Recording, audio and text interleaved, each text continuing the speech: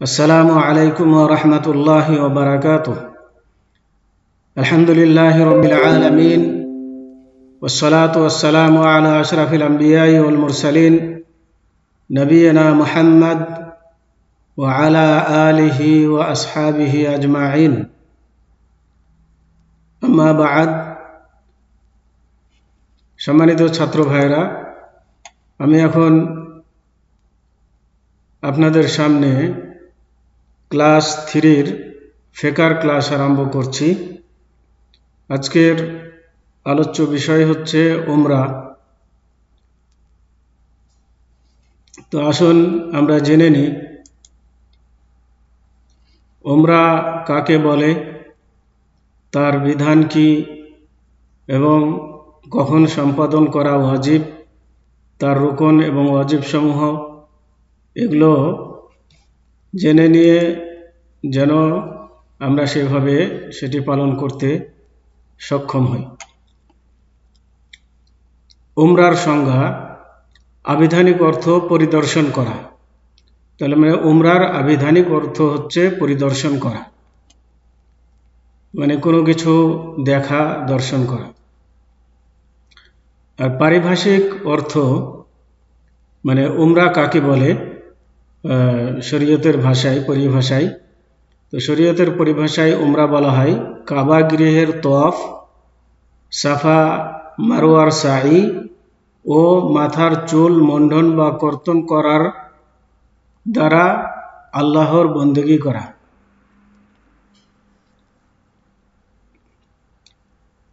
এটা হচ্ছে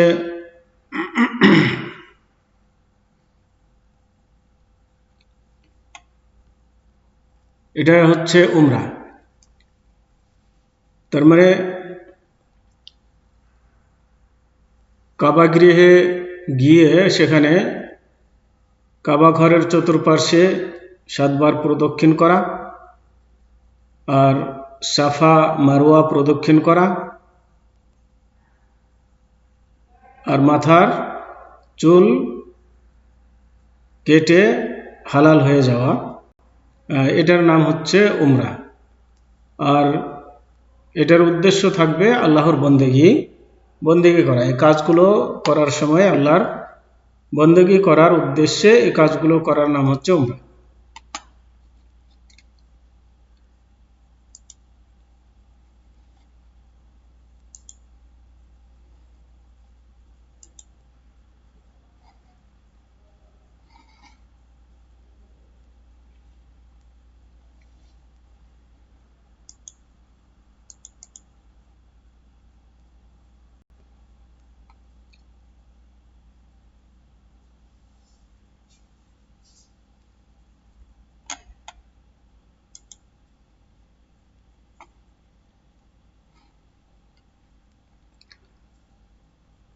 আসুন এবার জেনে নিই উমরার হুকুম কি। উমরার হুকুম হচ্ছে জীবনে একবার পালন করা ওয়াজিব। কখন সম্পাদন করা ওয়াজিব? তার মানে উমরা ফরজ হওয়ার সাথে সাথে অনতি বিলম্বে সম্পাদন করা আবশ্যক। এটা হচ্ছে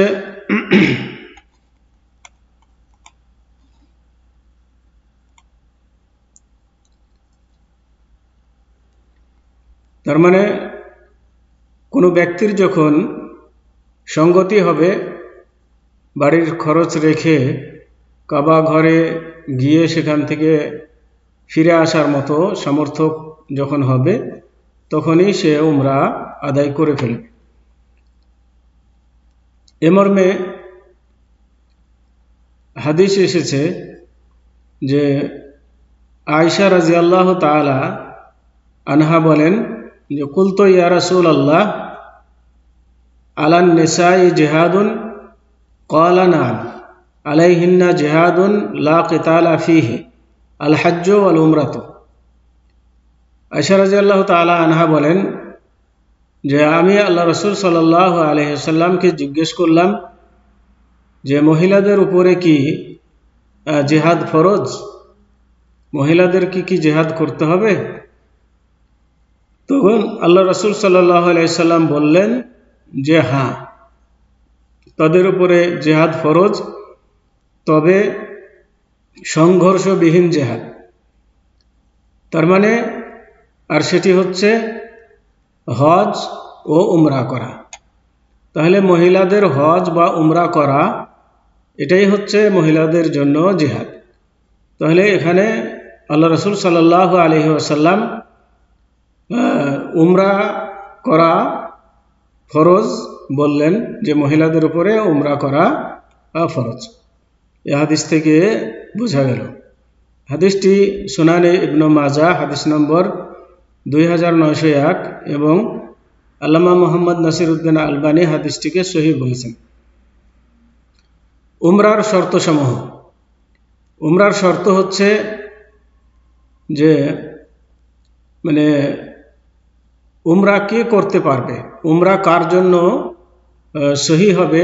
সহি হওয়ার জন্য শর্ত হচ্ছে যে ইসলাম, তার মানে উমরাকারীকে মুসলমান হতে হবে। 2 নম্বর হচ্ছে স্বাধীনতা, তার মানে কৃতদাসের উপরে শুদ্ধ হবে, তবে তার উপরে ওয়াজিব নয়। তার মানে উমরা ওয়াজিব হওয়ার জন্য শর্ত হলো স্বাধীন হওয়া, স্বাধীন মানুষ হওয়া, তার মানে কৃতদাস না হওয়া। তবে কোনো কৃতদাস যদি উমরা করে তাহলে তার উমরা হবে, উমরার সওয়াব পাবে, কিন্তু তার উপরে ওয়াজিবের বিধান নেই। না করলে যে সে গুনাহগার হবে এমনটি হবে না। 3 নম্বর হচ্ছে সাবালক হওয়া, তার মানে প্রাপ্তবয়স্ক হওয়া। নাবালক ব্যক্তির উপরে উমরা ওয়াজিব নয়, তবে যদি করে নাবালক অবস্থায় তাহলে উমরা শুদ্ধ হবে, কিন্তু ওয়াজিব নয়। 4 নম্বর হচ্ছে বিবেক সম্পন্ন হওয়া, তার মানে তার স্বাভাবিক জ্ঞান থাকতে হবে, মানে পাগলের উপরে ওয়াজিব নাই। 5 দৈহিক ও আর্থিক ক্ষমতা থাকা, মানে সেখানে গিয়ে উমরা করার মতন দৈহিক শক্তি থাকা এবং আর্থিক ক্ষমতা থাকা। অর্থাৎ আর্থিক ক্ষমতা বলতে প্রয়োজনের অধিক যদি তার কাছে সম্পদ থাকে, আর সেটি দিয়ে যদি সে উমরা করতে সক্ষম হয়, যাওয়া আসার খরচ যদি হয়ে যায়, তাহলে তার উপরে উমরা করা ফরজ। 6 মহিলার সঙ্গে মাহরাম, অর্থাৎ স্বামী অথবা যার জন্য সে হারাম এ ধরনের লোক থাকা। মানে মহিলা যদি হজ বা উমরা করে তাহলে তার সাথে মাহরাম থাকতে হবে, তার মানে তার স্বামী থাকতে হবে, অথবা এমন ব্যক্তি থাকতে হবে যাদের সাথে তার বিবাহ হারাম, যেমন ভাই, বাপ, তারপরে শ্বশুর, যাদের সাথে বিবাহ হারাম, এরকম মামা, চাচা।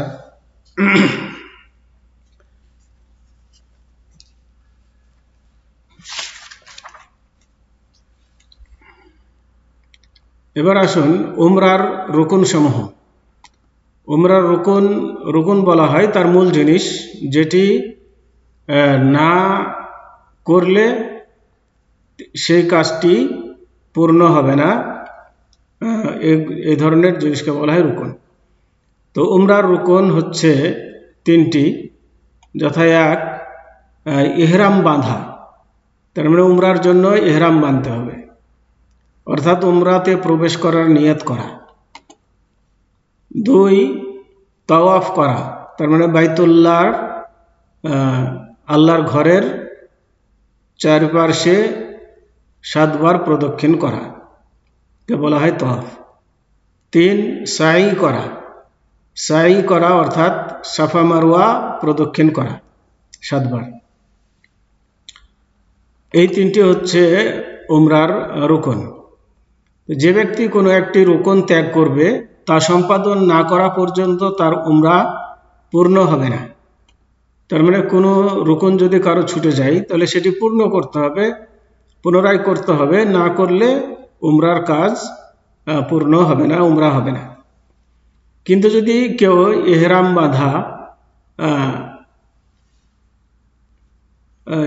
বাঁধা অর্থাৎ উমরায় প্রবেশ করার নিয়াত করা ছেড়ে দেয়, মানে উমরাতে প্রবেশ করার নিয়াতই সে করেনি, এহরাম বাঁধেনি, তাহলে তার উমরা মূলত অনুষ্ঠিতই হবে না। তার মানে প্রথমে এহরাম যে বাঁধে, তো এহরাম বাঁধা বা নিয়াত করা, তো সেটি যদি সে না করে, উমরায় প্রবেশের নিয়াত যদি না করে, তাহলে তার উমরাই হবে না, বাকি কাজগুলো করলেও সেটি হবে না, তাকে পুনরায় করতে হবে প্রথম থেকে। উমরার ওয়াজিব সমূহ, উমরার যেগুলো ওয়াজিব, তার মানে যেগুলো ওয়াজিব বলা হয় কোনো জিনিসের এমন জিনিস যেগুলো ছুটে গেলে তার ক্ষতিপূরণ দিলে সেটি আদায় হয়ে যায়। তো উমরার ওয়াজিব হচ্ছে মূলত দুইটি, এখানে তিনটি উল্লেখ করা আছে। একটা হচ্ছে মিকাত থেকে এহরাম বাঁধা। এহরাম বাঁধা হচ্ছে রুকন, এই কথাটা মনে রাখবেন। এহরাম বাঁধা মানে উমরায় প্রবেশের নিয়াত করা, এটা হচ্ছে রুকন। আর এটি মিকাত থেকে বাঁধাটা হচ্ছে ওয়াজিব। মিকাত থেকে যদি কেউ না বাঁধে, ভিতরে এসে যদি বাঁধে, তাহলে পরে এই ওয়াজিব ছুটে যাওয়ার কারণে তাকে ক্ষতিপূরণ দিতে হবে। তার মানে একটি ছাগল জবাই করে মক্কার ফকির মিসকিনদের মাঝে বিতরণ করতে হবে, এটা হচ্ছে ওয়াজিব। এরপরে দুই হচ্ছে মাথার চুল মুন্ডন করা অথবা খাটো করা, মাথার চুল কামিয়ে ফেলা অথবা ছোট করা, কিন্তু পুরা মাথার চুল ছোট করতে হবে। অনেককে দেখা যায় এখান থেকে সেখান থেকে কিছু কিছু করে, যদিও এই মাসালাতে কিছুটা উলামা ইকরামদের মধ্যে মতানৈক্য আছে, কিন্তু সঠিক হচ্ছে পুরা মাথার চুল খাটো করলে পুরা মাথার চুল খাটো করতে হবে, আর নাড়া করলে তো পুরা মাথার চুলই নাড়া করতে হবে, কোনো জায়গা বাদ দিয়ে করা যাবে না। তো খাটো মানে খাটো করাটা নাড়া করার স্থলাভিষিক্ত হিসাবে পুরা মাথার চুল কি করতে হবে, খাটো করতে হবে। 3 নম্বর হলো উমরার ক্ষেত্রে বিদায়ী তওয়াফ করা ওয়াজিব নাই। উমরার ক্ষেত্রে বিদায়ী তওয়াফ করা ওয়াজিব নাই, তবে যদি কেউ করতে পারে। ঋতুবতী মহিলার উপর বিদায়ী তওয়াফ নেই, যারা ঋতুবতী তাদের উপর বিদায়ী তওয়াফ নাই। তবে কোনো কোনো মতে উমরার ক্ষেত্রে বিদায়ী তওয়াফ করা ওয়াজিব, কারো কারো নিকটে উমরাতেও বিদায়ী তওয়াফ করা ওয়াজিব বলেছেন। তো সেই হিসাবে এখানে যদি তাদের মতটা নেওয়া হয়, তাহলে পুরো 3টা ওয়াজিব, উমরার মধ্যে 3টি ওয়াজিব এটি বলা যাবে। কিন্তু আসলে উমরাতে সঠিক কথা হলো যে উমরাতে বিদায়ী তওয়াফ করা ওয়াজিব নাই। যে ব্যক্তি কোনো ওয়াজিব ত্যাগ করবে তাকে দম দিতে হবে। তার মানে কারো কোনো ওয়াজিব যদি ছুটে যায়, তাহলে পরে তাকে একটি ছাগল জবাই করে মক্কার ফকির মিসকিনদের মাঝে বিতরণ করতে হবে।